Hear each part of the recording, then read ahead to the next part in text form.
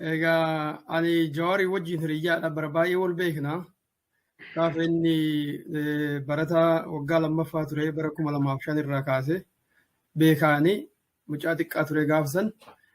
He was brilliant. Calqabumarraayyuu gaafa san irraayyuu nama dandeettii qabu nama dubbachuu danda'u akka ta'e argee yuunivarsiitiin inni keessatti baratu suni bakka humnoonni gurguddaan kun warra ummatoota biraa irratti basaasa itti leenjifatan intarastii isaanii itti guuttatan waan ta'eef isuma afaan kiyyaan waan itti himee ture. Waan bakka gaarii carraa rabbi sii kennee barataa jirta. Jarri kun si guddisanii immoo gaaf tokko ekspertii biyya Oromooti jedhanii Oromoo irratti akka sun duulchifne eeggadhu jechaani ture gaafa inni xiqqaa jechaadha. So yeroo dheeraaf wal beeknaa yeroo dheeraaf mari'ataas turre yaada isaa ilaalchi isaa sirriitti beekaa sirriitti hubadhaa. Yaada isaa irrattis baay'ee wal falmine irraa kiyya irrattis wal falmine irraa wal falmaas turre. Akkuma Dr. Alamaayoon jedhe Jawaar fundamentaalii Itoophiyaan haa turtu haa jiraattu kan jedhu kana inuma qaba calqabumarraa. So hawaasa keenyaaf garuu ifa amma godhe malee duraan godhaan turre. Maaliif duraan yeroo miidiyaa irratti gaafatamus yaadni Oromoo keessa jiru lamatu jira. Garigariin walabummaa barbaadaa garigariin immoo Itoophiyaa dimokiraatessina jedhaa yaada kam qabda yoo jedhanii gaafatan VOA irratti yeroo adda addaa gaafatamee dhagaheera. Ani humna Oromoo impaawar gochuudha malee kanaafis kanaafi miti kan jedhu akkasitti ibsaa ture. Kanaaf hawaasni yaadni Jawaar isaa kamtu qulqulluudha kan jedhu hagamma hubataan turre innis ibsaan turre waan ta'eef. Garuu immoo inni yaada isaa warra wal beeku biratti baay'ee ibsaa ture. Keessattuu immoo dargaggeeyyii dirra isaa hunda isaatu even leenjisaa ture.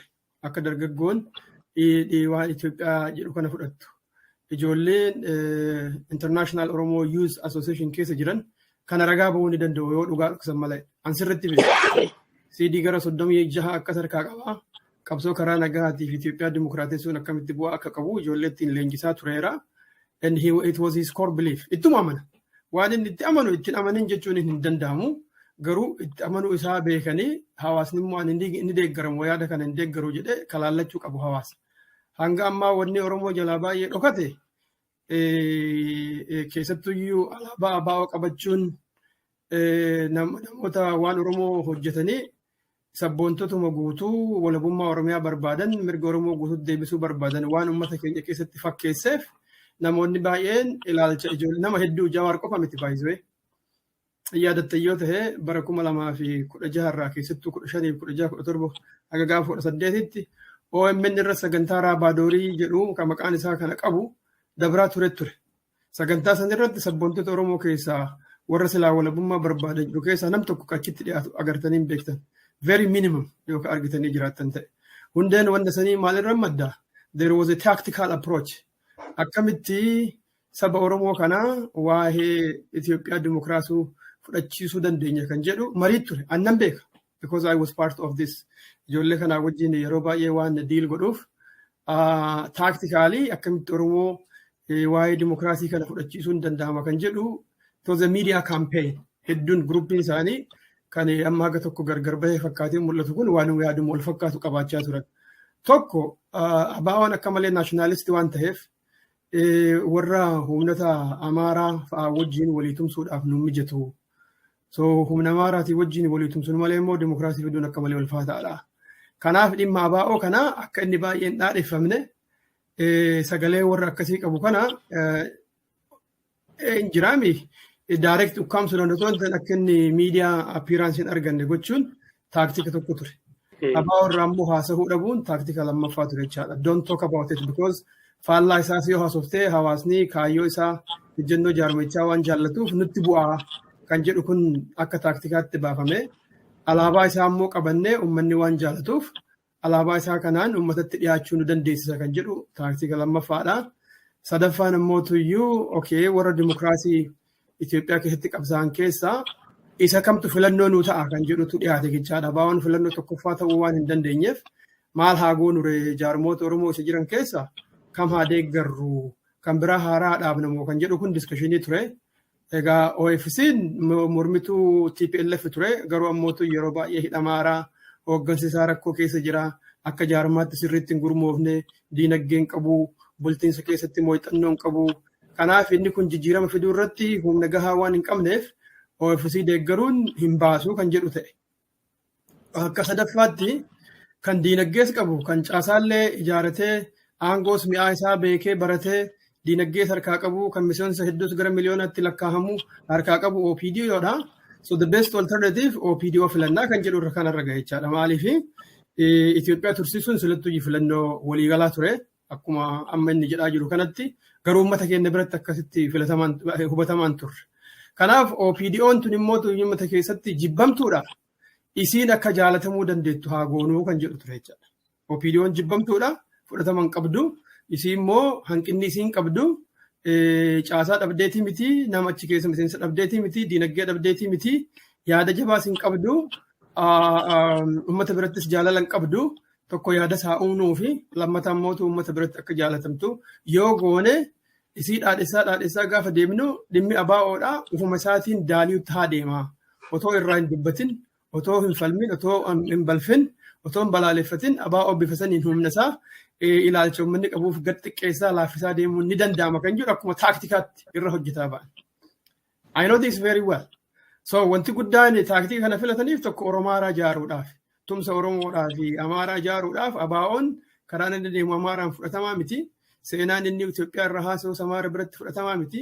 Even Oromooma keessattuu taaktikaalii waan ABO'n haasa'u jijjiiruu qabnaa kan jedhu ta'e. Akkamitti jijjiirra?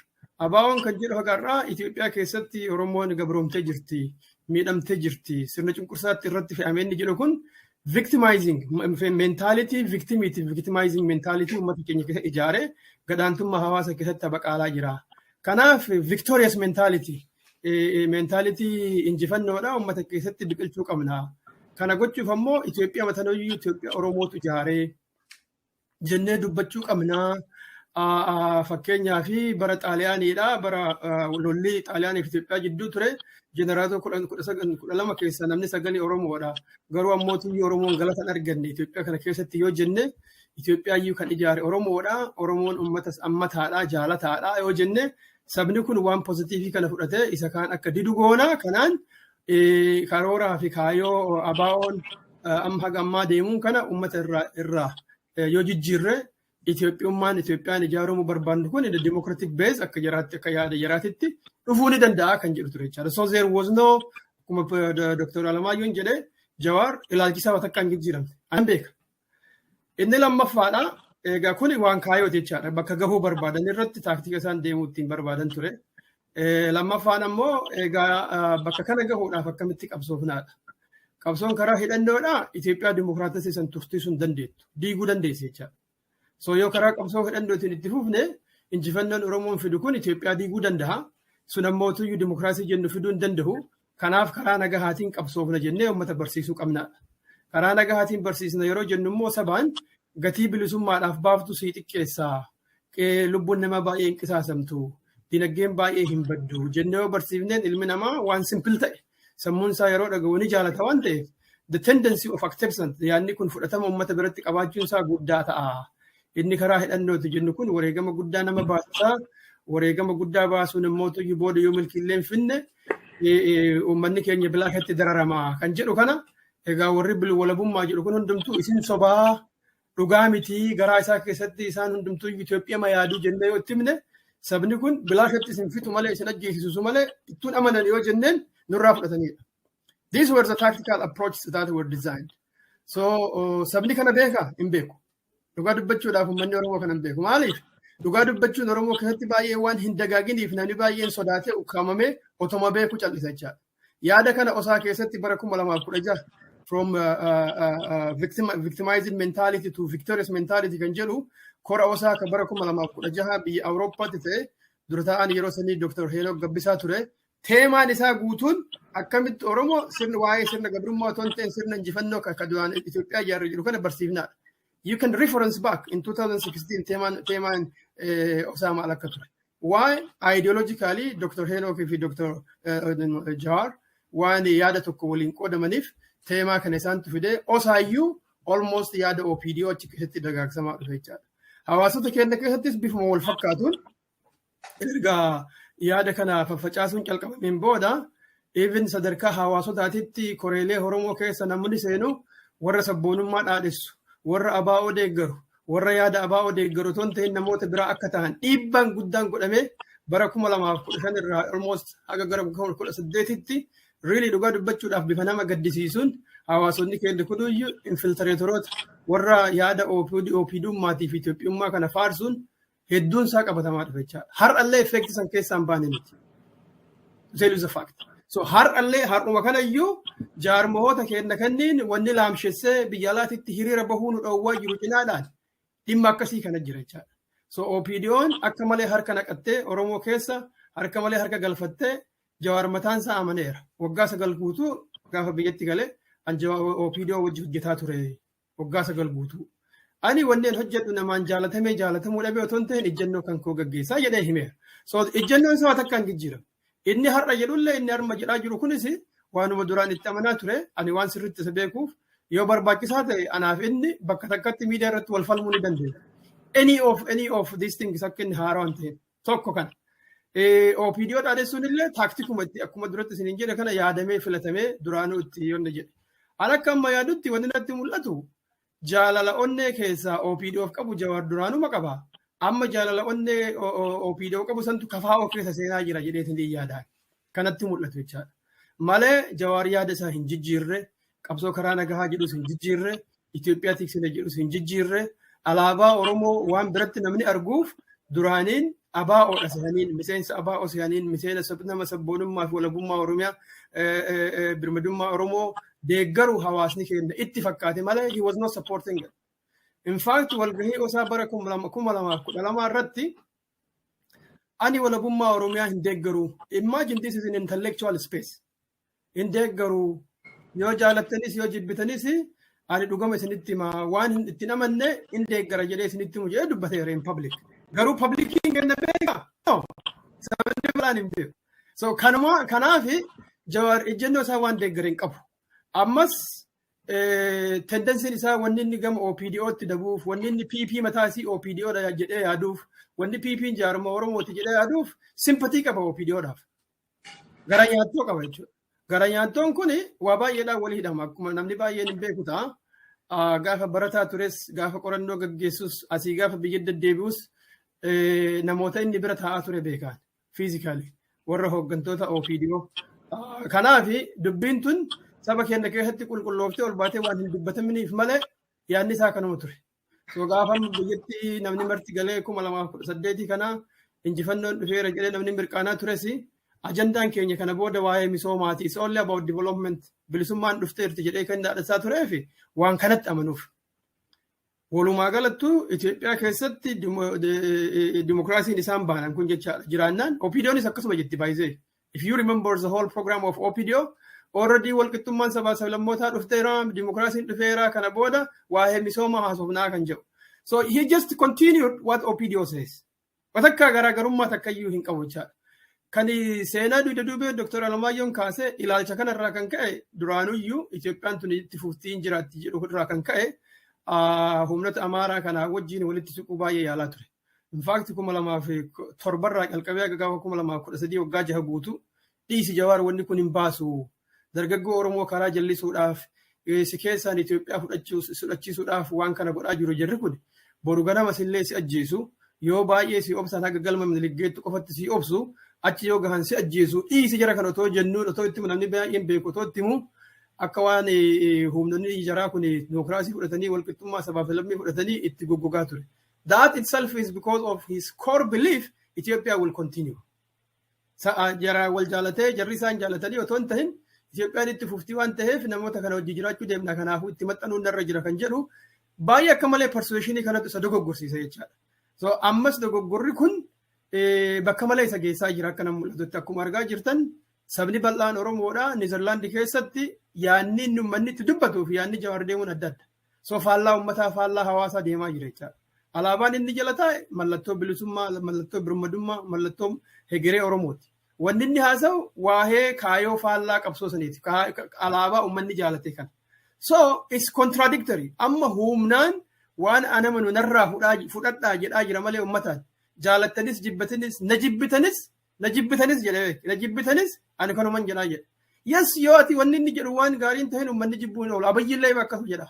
Abiyyillee Itoophiyaatti isa jedhaa kanumaaf jibbameef. Kanaafuu iyyuu wanni gariin saba keenya keessatti haaraa tahee haa mul'atu malee innis waan jaarummaa siyaasaa keessa seeneef ifa of baasee haa dubbatu malee that was his belief. Kanaaf gara sadiin jijjiirama guddaa irraa argu. Gama biraatiin isuma Dr. Alamaayoon jedhe Abiyyi wajjin wal falmuun kunuyyuu jijjiirama guddaadha inni jedhe kana sani jijjiirama guddaatti hin fudhadhu akka kiyyatti. Maaliif ammas haasofni Jawaar isuma 2018 waan deebisu malee kan jedhu achisi bira tabree miti.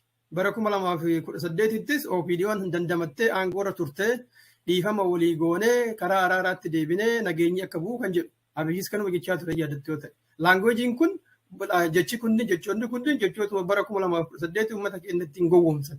Dhiifamni haa ta'u, araarri haa ta'u, nagaatti haa deemnu jedhamee gaafsanis OPDO'tti kennan.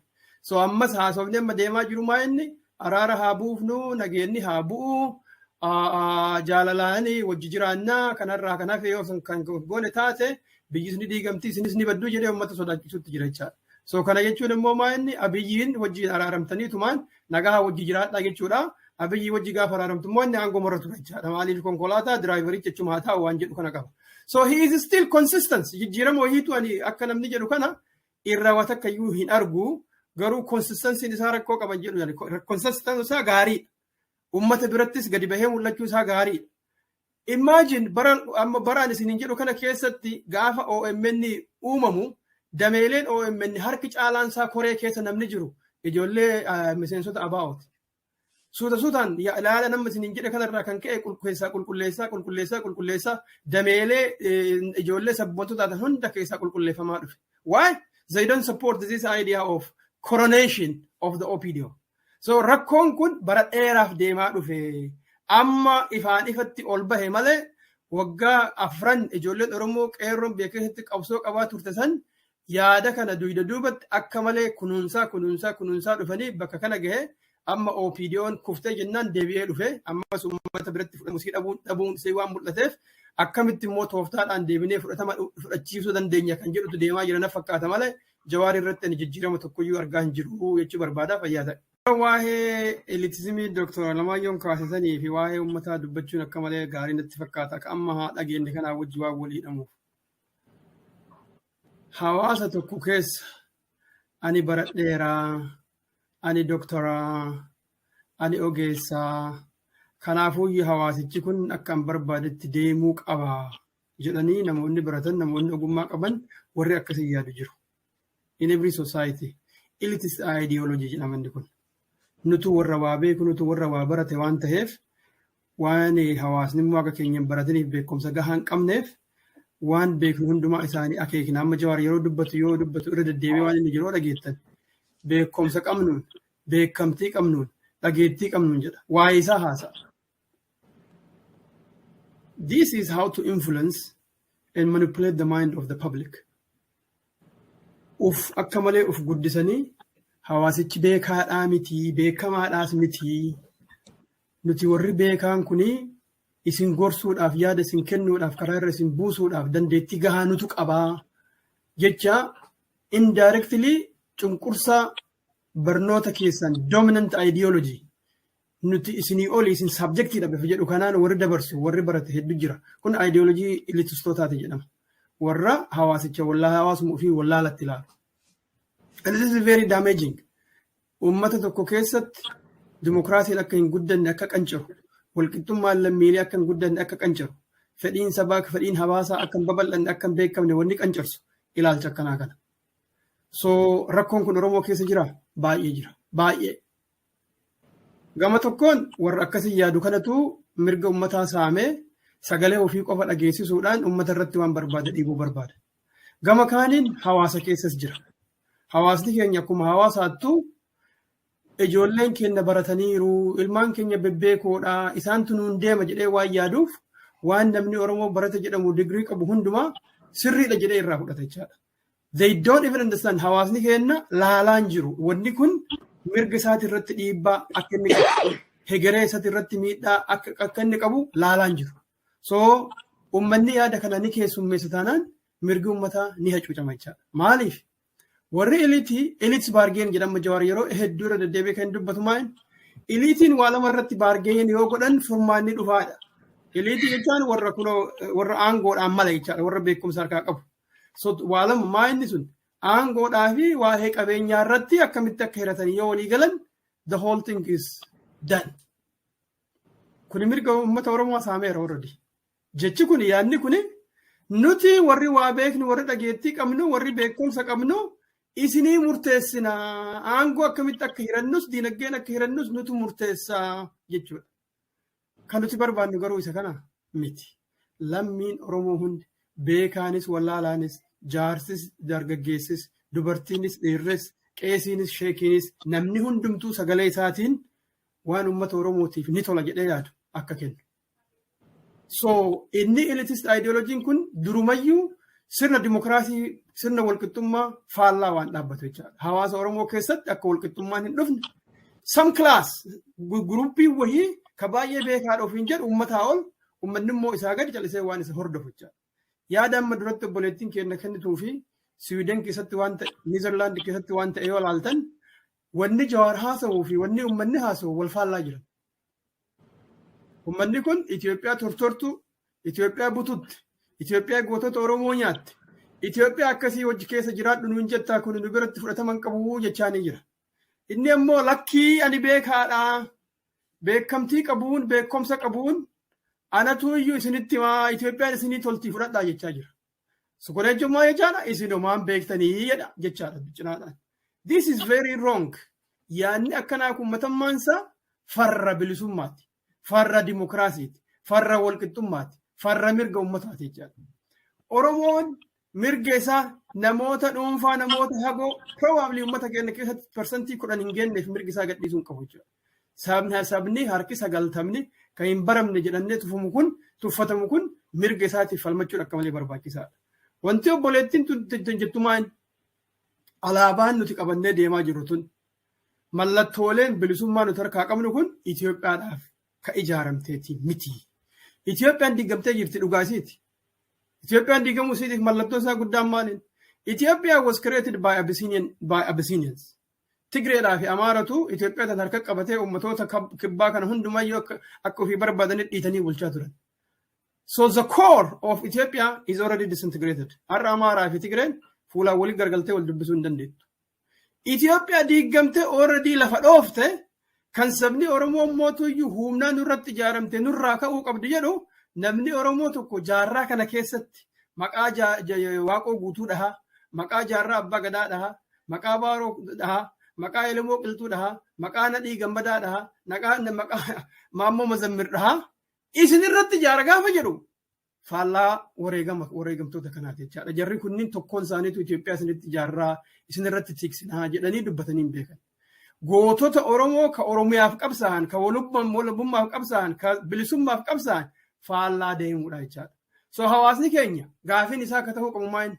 Aboo obboleessoo waggaa 150 guutuu wanni nu wareegamnuuf bara durirraa kaasee hagarraatitti harkii wanni nu cirameef, harmii wanni nu cirameef, wanni murruq nu godhaniif haga har'aatu Itoophiyaa sana sirratti tiksina jedhaniiti. Yaanni ati jettu kun yaaduma Minilikiin tokko.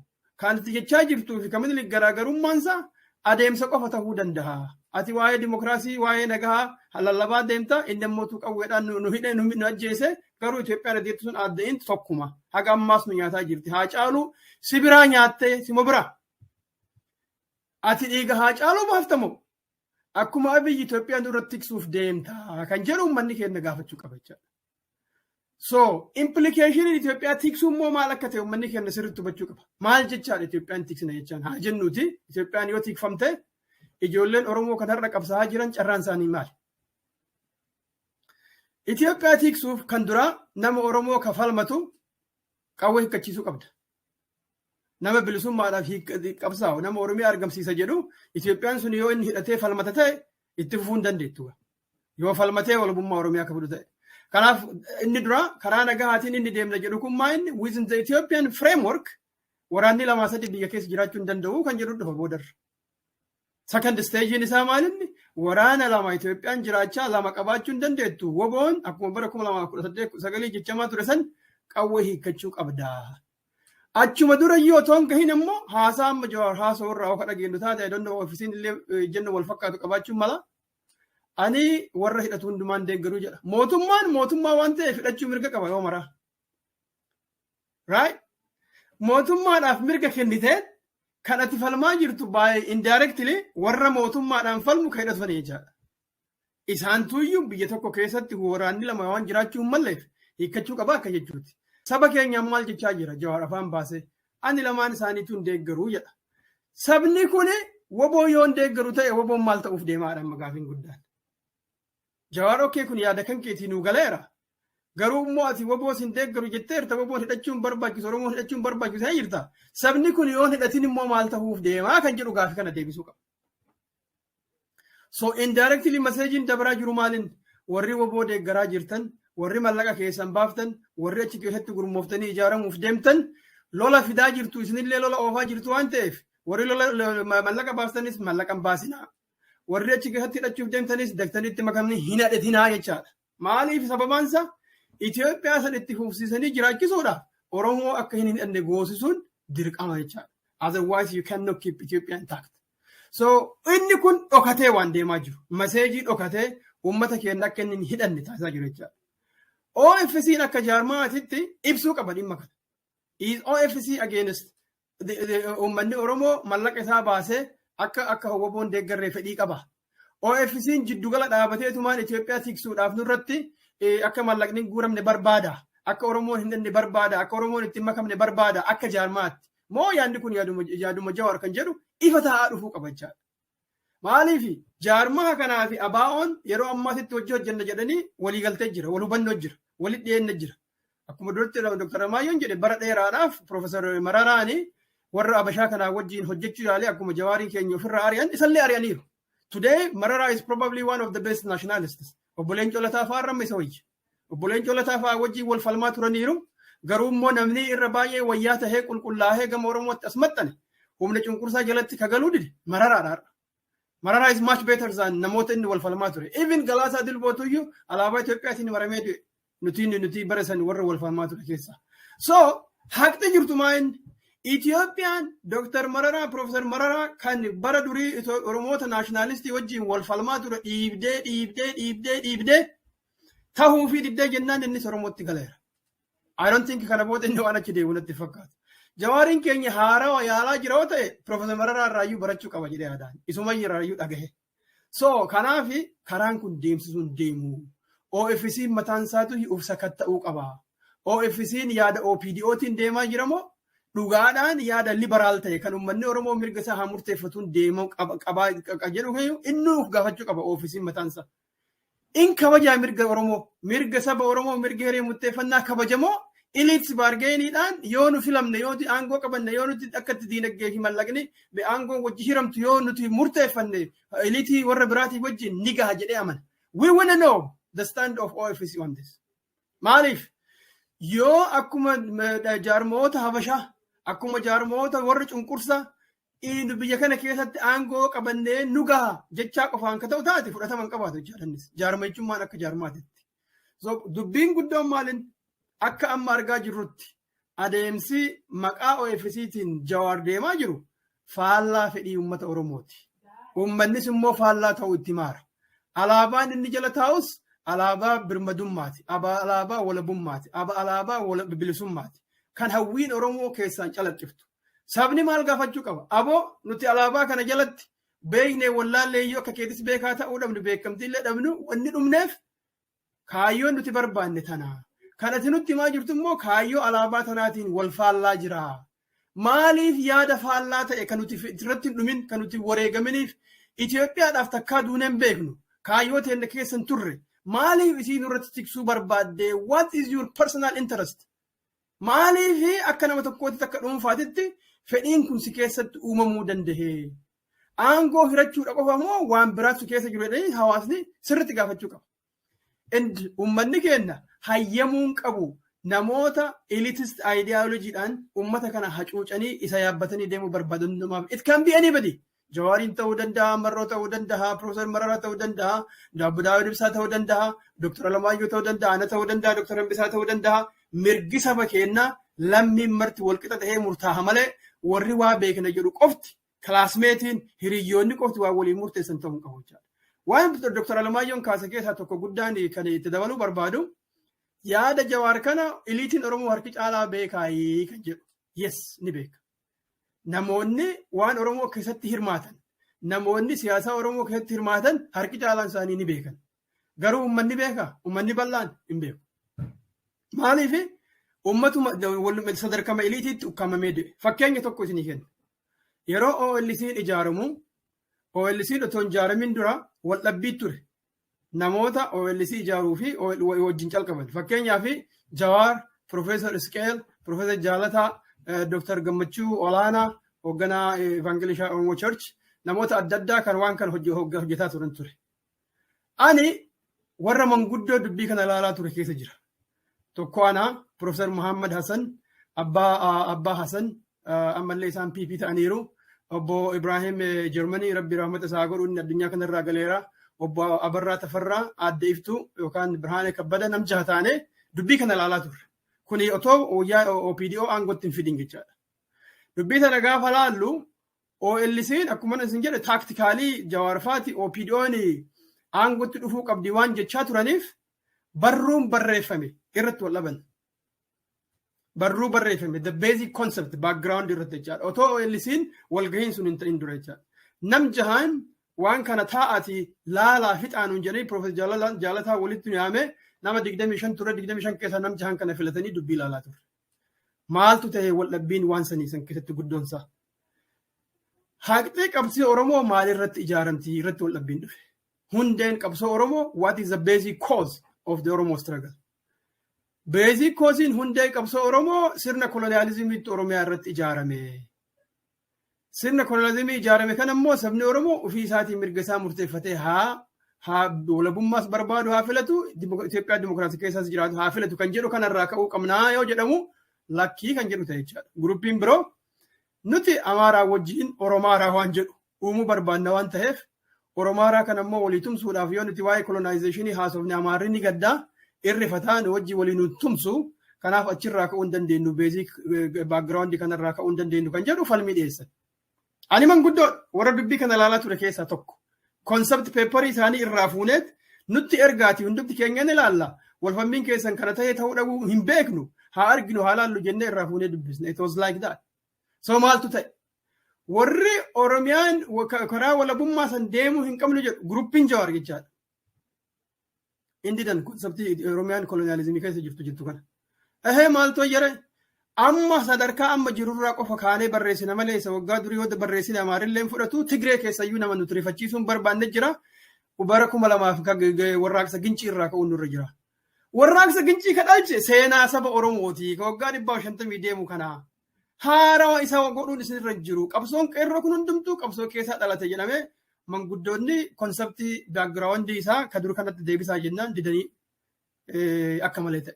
So basically OLC gaafa namni walitti dhufu warri manguddoota bakka san dhaqnee dubbii kana gadi qabbaneessine boodarra akka namni keenya walii galu goona jennee ani warra dhaqe keessaa tokko.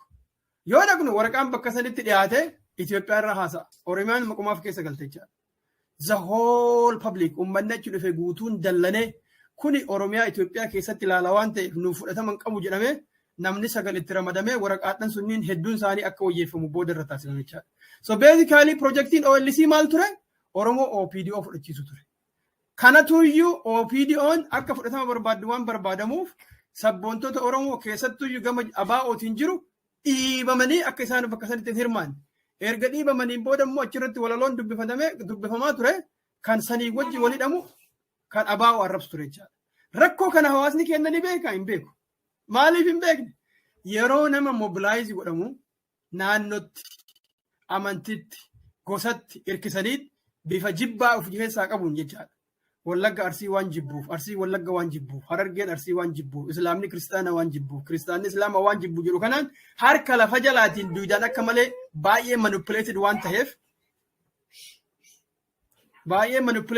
ta'eef hawaasichi otoo dhugaa jirtu hin hubatin tooftaa siyaasaa, tooftaa maashineeshinii akka maleetiin OLC'n meeshaa OPDO taatee nutti as baate jechaadha. Har'a OLC namoonni gargariin akka waan significant achievement akkasitti haasa'a. But it was not. Dubbii tana laallee warri manguddoodhaa gaafa dubbii arginu. Qabsoon Oromoo faallaa deemaa jirti kaayoo fi fedhii hawaasa Oromootiin gaafa jedhu gaafa dhumarratti arginu. Profeesar Muhammad waan jedhan qaban. Lubbuun jiru gaafatamuu danda'u. Jara keenya rakkoon keenya ganaa hedduu. He was hopeless. He was really hopeless. Akka malee gadde. Warri manguddoo kun hundumtuu jara keenya koottaa gadi baanee uummata keenyaaf haa ibsinu jedhee baay'ee dhiibbaa godhee ture. Manguddoonni keenya akkuma beektan namni waan nama arrabsuuf ijoolleen illee waan nama arrabsituuf arraba waan sodaataniif ni didan. But the consequence of it, wanni har'a nuti gatii itti baasaa jirru kun dogoggora yeroo san dhalate jechuudha. Dogoggora hawaasni keenya hubannoo gahaa qabaachuu dhabuurraa OPDO aangomsuu santu har'a Oromoon akka dhumtu taasisaa jira jechuudha. OPDO'n aangomtee maal taate? Uummata keenya ajjeesutti, nafxanyaaf ergamutti, kunoo Jawaariin faayyuu miidhanaatti galchuu ta'e jechuudha. So, elitist idea santu kana fidi jechuu barbaadeeti. Nutu beekaa, sabni homaan beeku. Kanaafuu waan hundumayyuu sabarraa haguugnee dhoksinee bakka barbaanne ni geenna yaanni jedhu kun rakkoodhuma akkam itti fufuu itti amma harkaa qabnu kana fida malee waan biraan fidu. Faallaa sabaa deemuun ammoo eessa nama geessa? Abiyyi irraa barachuudha. Faallaa saba Oromoo deemuun Abiyyiin hallayyaa galcheera. Faallaa sabaa deemuun eessa nama geessa? Obbo Leencoo irraa barachuudha. Obbo Leencoon bakka biraa dhaquu dhiisi Wallaggaan lafatti dhalatan dhaquu hin danda'an. Why? He is hated. Sabni kaayyoo inni deemuun kana waan hin qabneef sabni dasa dhagahuu hin danda'u. Namni irraa fudhatu hin jiru. Maatii ofii dhaqanii gaafachuu hin danda'an. Jawaariin keenya yaadni inni deemuun yaadeennuuti. Yaada obbo Leencooti. Dhumti isaa maal ta'uu deema yoo akkanatti itti fufe bakkuma obbo Leencoo kana ta'a jechaadha. He will not go more than that. Yoo immoo karaa saba uummata Oromoo deebi'ee Itoophiyaa jedhu kana kan nutti faarsu kan ofirraa dhiise. Oromoo sodaachisu yoo dhiise. Obbo Leencoon waggaa 25 guutuu 2095 irraa kaasee haga irraa waggaa 27 in fact.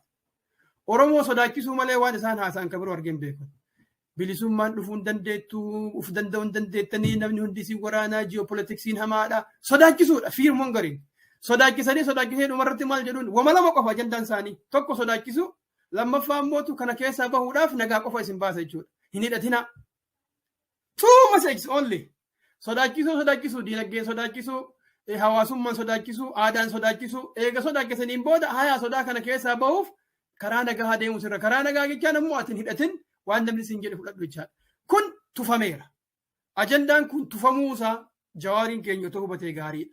Ajandaan kun tufamuusaa KFO'n otoo hubatee gaariidha. Yoo kanan hubatan ta'e isaantu sabaan tufamuuf deema jechaadha. So dubbiin guddoon maalinni elitist ideologiin uummata Oromoo waan hin baafneef.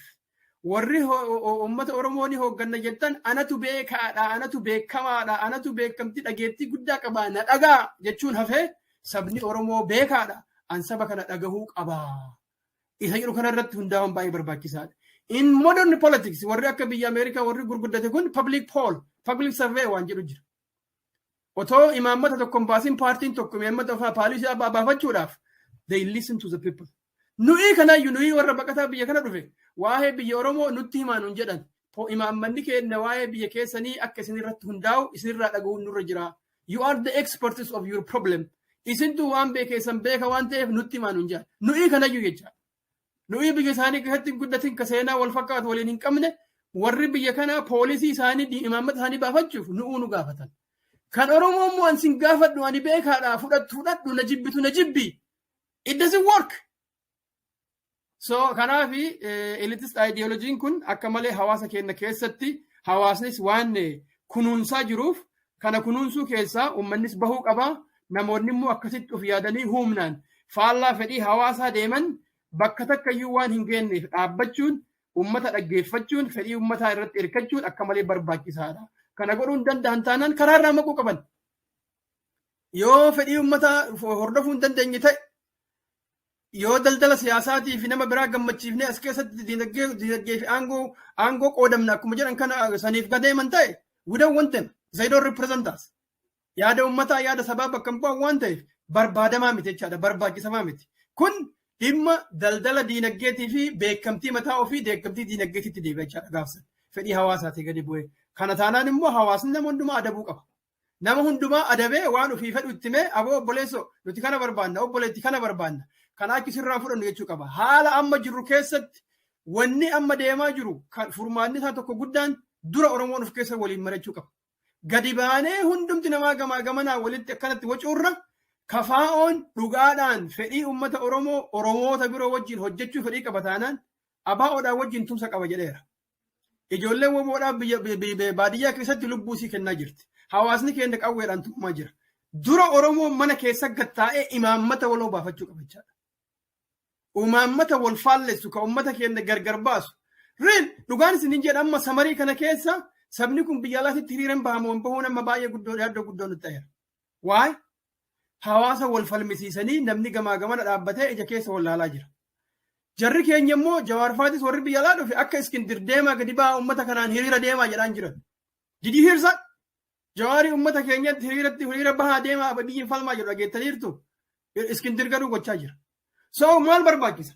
Uummata kana tokko ta'ee akka inni falmatu akka inni waliin deemu wal mariin deemamuu qaba.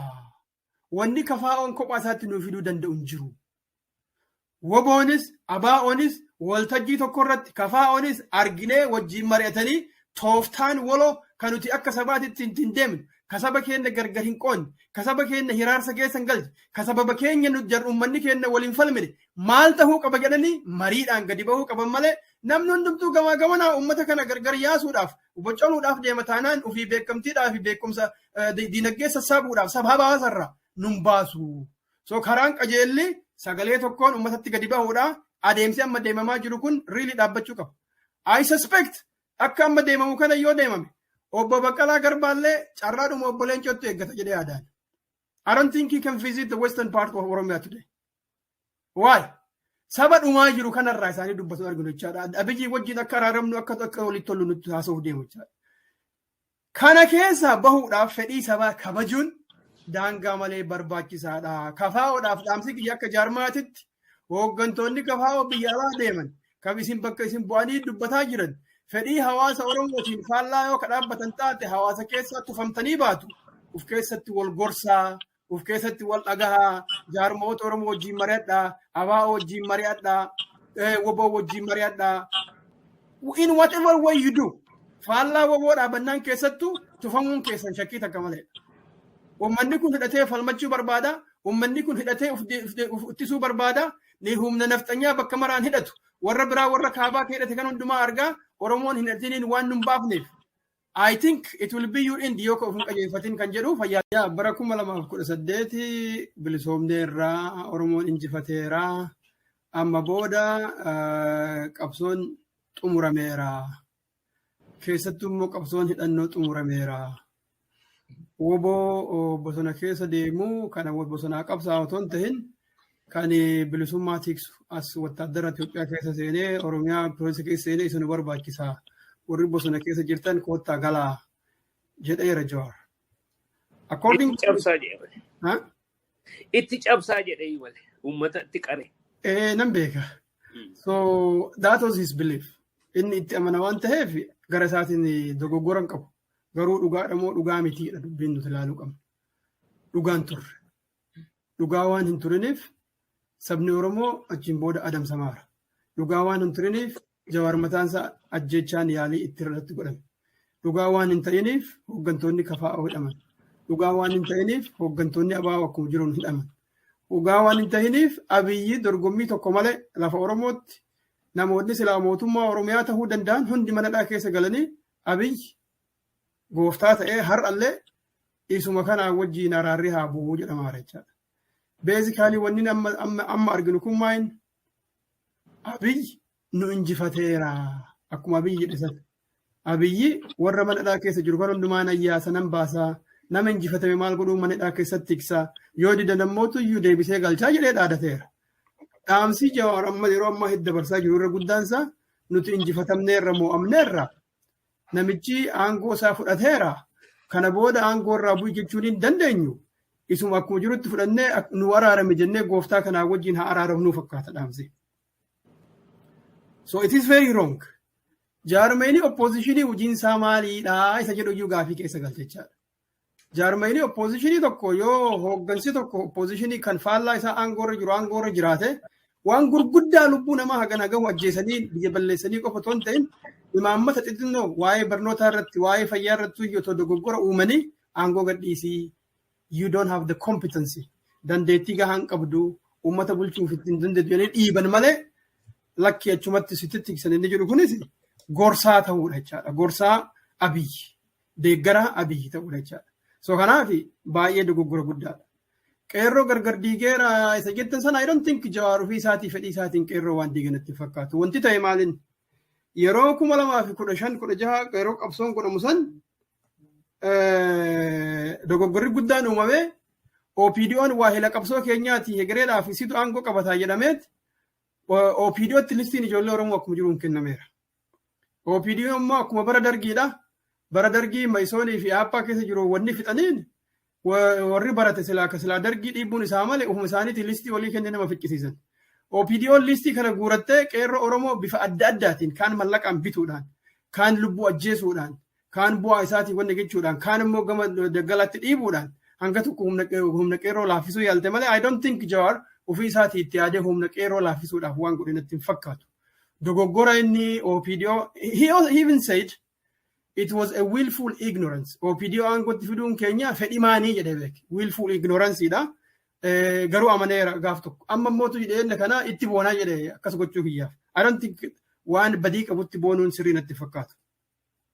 So mootummaa kursii jalatti qabna inni jedhame kun hundumtuu dogoggora loyalty to OPDO chirraa madda dubbiin kun.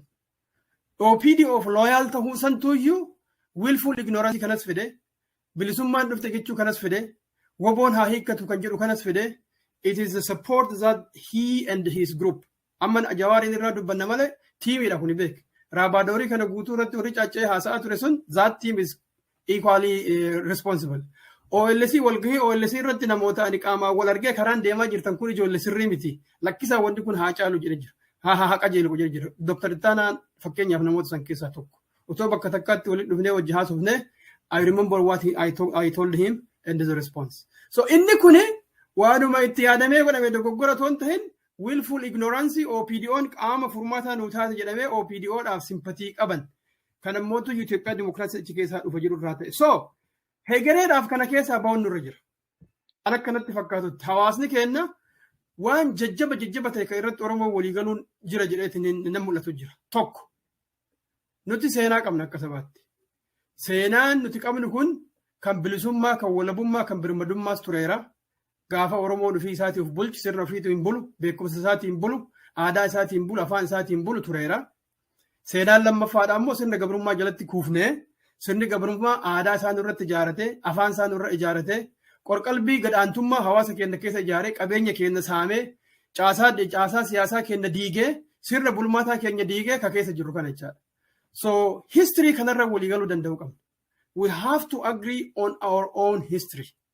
Both the history of Oromo independence and then also the occupation. Tokko. Lammaffaa haalli har'a keessa jirru kun the current condition in which you are is not our own making. Maaliif sirna koloniyaalizimii kanatti nutti ijaare, nurratti ijaare.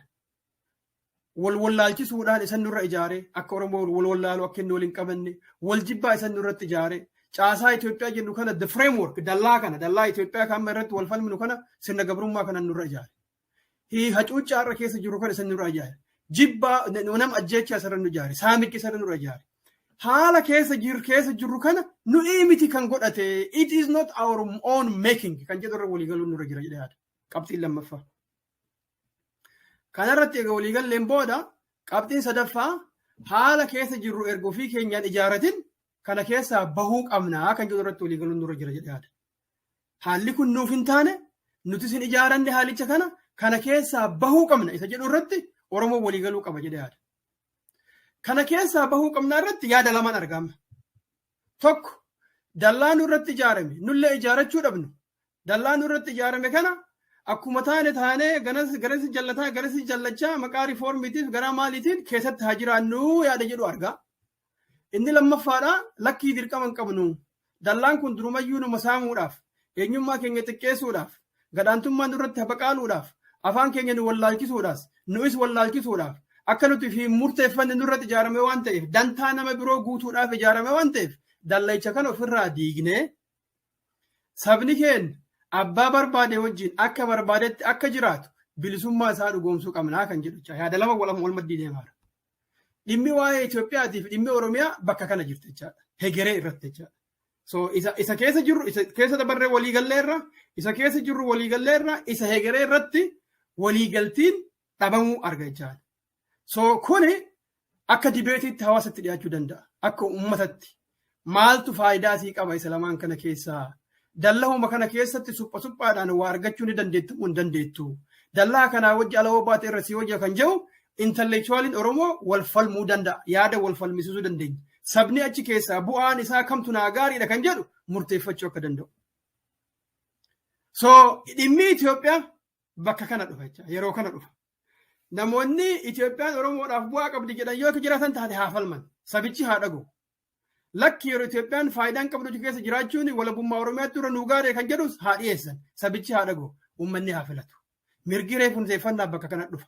Nu keessatti nagaa uumuudhaaf sababaan guddaan mirgi murteeffannaa nu barbaachisuuf tokko yaadonni lamaan kun waan wal falmaa jiraniif murtii isaa ka kennu eliitii Oromoo otoo hin tahin sabni mirga isaa murteeffatee murtii haa kennu. Abbaan murtii uummata haa ta'u kan jedhu irratti waliigaluu barbaachisa jedha. Qabxiin sadaffaa kana. So erga yaada adda addaa qabaanne kafaa'oonis murteessuu hin danda'u Itoophiyaa keessa jiraachuu qabdan jedhe. Abaa'oonis murteessuu hin danda'u kophaa isaa Oromiyaa walaba godhuu barbaadan jedhe garuu yaada isaa himuu ni danda'a. Kafaa'oon ani filmaanni uummata Oromootiif kennu Itoophiyaa keessa jiraachuudha jedhe dubbachuu ni danda'a garuu murteessuu hin danda'u. Abaa'oon ani mootummaa walabummaa Oromoo opshinii kana uummataaf kenna jechuu ni danda'a garuu murteessuu hin danda'u. So waliigalleessa akka nuti walitti hin buune mirgi hiree murteeffannaa uummata Oromoo it is a core tokko. Inni afuraffaadha. Erga mirgi hiree murteeffannaa irratti waliigalleen boodas sabni tokko mirga hiree murteeffannaa isaa mirkaneessuu ka danda'u yoo bilisa ta'e qofa. If you are not free, you cannot do anything. Hooggansa mootummaa irras filachuu hin dandeettu. Kun 2018-21 argineerra hooggana filachuu dadhabe uummanni mootummaa filachuu hin dandeettu jechaadha. Mirgi hiree murteeffannaa hojiirra oolfachuu hin dandeettu. Qabxiin afuraffaa irra waliigaluun dura jiru maayin sabni Oromoo akkuma waan barbaade godhatu danda'uyyuu bilisa ta'uu qabaadha. So the central focus for all Oromo organizations sabni Oromoo bilisa ta'uu qabarra waliigaluu qaban. Maaliif inni karaa dimokiraasiitiin aangoo dhufee aangootti filamuu barbaada jedhus ka diinagdeen achi keessaan haa dhuftu jedhus yoo sabni hin bilisoomin isa filuu hin danda'u. Akkamiif fila? Filuu hin danda'u. So isaafis sababa bilisa ta'e isa barbaachisa. Inni karaa walabummaa deemeetiin achi sabni mirga murteeffannaa murteeffatu jedhus sababa bilisoome qofatu sagalee isaatiin waa'ee birmadummaa biyyaa murteessuu danda'a. So hunda keenyaafuu central pointii waa lama jechaan.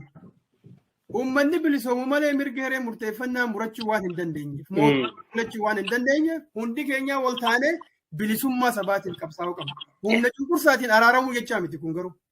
Bilisummaa sabaa humna cunqursaa irraa uummata bilisoomsuu irratti. So hujiin Kafaa'oo, hujiin Jawaar, hujiin Dr. Alamaayyoo, hujii Dr. Hambisaa, hujiin kankoo ka ta'uu qabu. Oromoota marayyuu uummanni keenya akka bilisa ba'u, humna cunqursaa kanarraa akka inni bilisa ba'u wajjin qabsaa'uudha. Inni biroo pirinsipila nu barbaachisa amma gaa Oromoo keessatti kanaan qabsoofna yoo ta'e sabaaf sablammoota Itoophiyaa keessa jiran uummanni biraa kan intarastii qabu. Saboonni kunneen pirinsipiliin nuti isaanii wajjitti hojjechuu dandeenyu. Mirgi saboota hundaatu kabajamee namuu mirga isaa ofiin murteeffachuu danda'a irratti alliance uumna jechaadha. The basis for the alliance with all nations and nationalities, you have the right to determine your right. Isin mirga qabdu, mirga murteeffachuuf. Oromoonis mirga qaba. Namuu waan ofii barbaadu murteeffate a union of free nations. Yoo fedhiin hawaasaa jiraate, yoo sabaa jiraate, yoo nuti feene yoo Oromoon fedhe yoo isinis feetan negotiationiidhaan yuuniyeenii ho'iitti jiraachuu dandeenya. Hin feetan yoo ta'e bilisa baatanii jiraachuu dandeettu. Hin feeni yoo ta'e bilisa bahuu danda'u nurra jira jedhanii mirga saba keenyaa otoo komproomiisiin godhan waliigaltee barbaachisa jira. Waliin qabsaa'uudhaaf.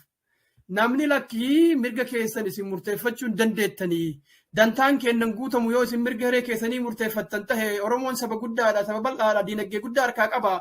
Dantaan kennan guutamu mirga hiree murteeffannaa isiniin hayyamnu jedhu qaama cunqursaati jechaadha.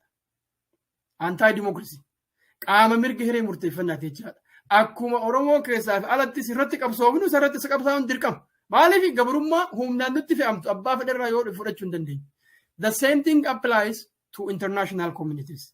Ameerikaattis, Faranjiittis, Oromoon kan himu qabu maayin akkuma lammiileen keessan, uummanni keessan, sabni keessan mirga ofii murteeffatee diinagdee ofii guddifatu, afaan isaa dagaagfatu, aadaa isaa, seenaa isaa barreeffatu, nutis akka ilma namaatitti fedhiin keenya keessaniin tokko. Qawween qabdan jettanii, humnan qabdan jettanii, jaarmaa guddaan qabdan jettanii dhiibbaan nurratti gootaa danda'e mirga keenya nu saamaa jirtu. Warra cunqursaadhaaf nurratti fe'ame gargaaraa jirtu jennee addunyaas amansiisuun hojjechuun dirqama keenya malee waan faranjiin kana feetuuf isa kana fudhachuu qabna, waan faranjiin kana feetuuf waan Tigreen kana feetuuf kana fudhachuu qabna, waan Amaarri kana feetuuf kana fudhachuu qabna gaafa jenne mirga saba keenyaa uummata irraa mulqinee ammas aayidiyama iliitii duratti jenne santu jirra oola jechaadha. Kanaaf sabni keenya kana beekee hubatee falmachuu qaba. Isa dichotomy qabsoo karaa nagaatii fi hidhannoodha? No, they are not in dichotomy. Wal opposing godhu jarri. Yoo kaayyoon isaa tokko ta'e, here is the whole point. Yoo wanti tutu qabsoofnuuf kuni ultimate goal waan tokkoof ta'e, yoo akka uummanni keenya bilisa bahu qabsoofna ta'e, yoo akka uummanni keenya mirga hiree murteeffannaa isaa akka dhugoomtuuf qabsoofna ta'e wal hin faalleessu. Yoo garuu humnaan Itoophiyaa sirratti tiiksaa ta'e already wal faallessa. Maaliif ati hiikkachuu qabda jechaadha kaa Itoophiyaa namichi sun barbaadu akka isin tikfamtu. Maaliif hidhannoon kan kee Itoophiyaa san diiguu danda'a waan ta'eef sirratti qabsaa'uu danda'a inni akka ati hin jabaan akka ati humnaan godhan. Waan wal faalleessu irratti karaa nagahaatii fi karaa hidhannootu nu ta'e waliin deemuu hin dandeenyu baay'ee. Waan waliin faalleessine kaayyoon keenya tokko taanaan garuu 100% lamaanuu nu barbaachisa. 100% shakkii tokko malee. Inni hidhannoos ni barbaachisa. In fact amma yeroo ammaa kanayyuu karaa nagahaatiin qabsoon godhamtu waan hin jirreef woboon kophaa isaa ifaajaa jira. Kophaa isaa itti rakkataa jira. So sabni keenya ka'ee falmuun karaa nagahaatiin 100% dhibbaa barbaachisaadha. Jaarmoonni karaa nagahaatiin qabsaanis hujiin woboon hojjetu akka complementary gargaarsa deeggarsa argatu uummata kakaasuun woboo deeggaraa jechuun mallaqa akka kennaniif akka gumaachaniif gochuun mirga keessaniif dhaabbadhaa jechuun irraa eegama jechaadha. Wanni dhabame maaliin karaa nagahaatiin qabsoofna jecha Itoophiyaan tuni haa turtu jecha sabayyuu kakaasuu dhabuun wanni namaa galu fedhii dantaa warra nyaapha Oromootti guutamaa jira malee qabsoo karaa nagahaatiin deemaa jirtu tun hujiirra hin jirtu. Itoophiyummaa gadi jajjabeessutti deemaa jirti. Bilisummaa saba Oromoo dhaadhessaan jirtu. Har'amee jaarmaa Oromoo karaa nagahaatiin qabsaa jedhu keessa tokkichuma isaa mirgi hiree murteeffannaa uummata Oromoo haa dhugoomu kan jedhu dhageettu tokkichuma. Nan. Article 39 Constitution Itoophiyaa keessa jira kun mirga saba kanaati, mirga uummata kanaati. Hojiirra haa oolu nama jedhu dhageettu kan hin dhagin jettan. Hin dhageettan maali? Sodaa jira. Isin Itoophiyaa diiguu fi mataa isin buruqsina waan jedhaniif waan sodaataniif hoomata akka dubbachuu hin danda'an jechaadha. Kan nuti barbaannu jararraa maaliin mirgi saba Oromoo otoo hin sharafamin fedhii dantaa nama biraa guutuudhaaf yoo ka deemtan ta'e walii galaan jirru. Akeeka isin qabsooftaniitii fi akeeka uummanni kun qabsaa'utu waliin deemaan jira jennee walitti himuudha malee there is no any dichotomy between the two. Karaa lamaaniinuu qabsaa'uu qabna.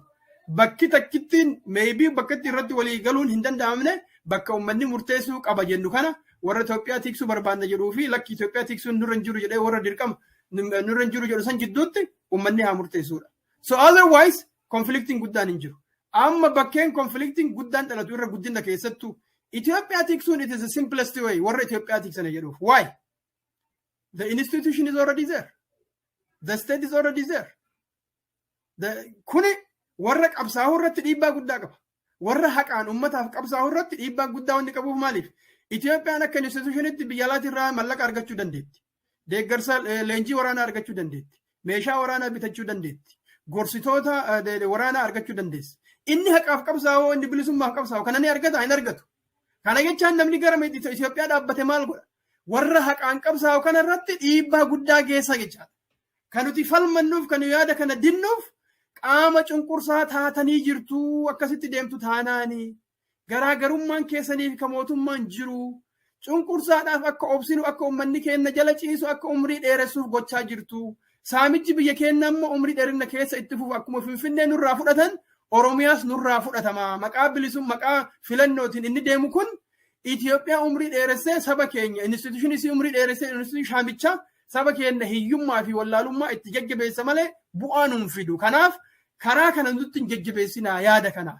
Yaada bilisummaa gara ummata bilisa baasu kan ummataaf dhaabbate wajji dhaabbadhaa. Warra lubbuu isaa kennaa jiru, warra lafeen isaa caccabdu, warra waan nyaatu hin qabne, warra waan dhugu hin qabne, warra yoo madaa'e wal'aansa takka argachuu hin dandeenye.